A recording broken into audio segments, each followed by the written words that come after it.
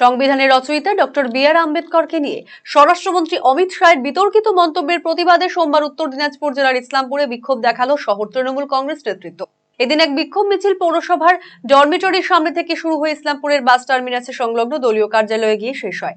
সেখানে আয়োজিত হয় এক পথসভাও। তৃণমূল জেলা সভাপতি কানাইলাল আগরওয়াল, সহ সভাপতি গঙ্গেশ দে সরকার, জেলা যুব তৃণমূল সভাপতি কৌশিক গুণ সহ অন্যান্যরা উপস্থিত ছিলেন এই দিনের এই কর্মসূচিতে।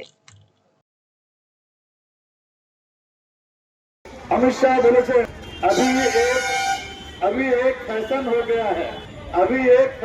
गया है, अम्बेडकर 6 बार तो अम्बेडकर नाम बोले। तारपरे उन्हें बोलছে যে अगर इतनी बार भगवान का नाम लिया जाता तो 7 जन्म तक स्वर्ग मिल जाता। जो কত ঘৃণিত কথা। সংবিধান ছাড়া দেশ তো চলতে পারে না।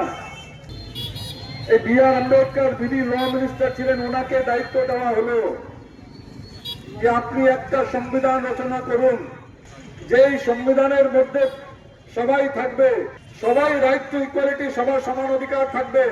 কেউ এটা বলতে পারবে না আমি বড়, জাতের জন্য আমি বড়, টাকার জন্য আমি বড়, এই কথা যেন কেউ না বলতে পারে।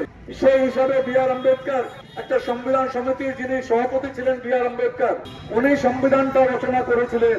যখন সংবিধানটা 26শে জানুয়ারি 1950 সালে সংবিধানটা যখন দেশব্যাপী প্রযোজ্য হয়, তখন অনেক শিক্ষিত লোকরা বলছিলেন যে এই দেশের লোক অশিক্ষিত এখনো, এরা সংবিধানের মানেটা কি বুঝবে। কিন্তু সমাজ প্রমাণ করে দিয়েছে যে আমরা সবাই সংবিধান মেনে চলছি।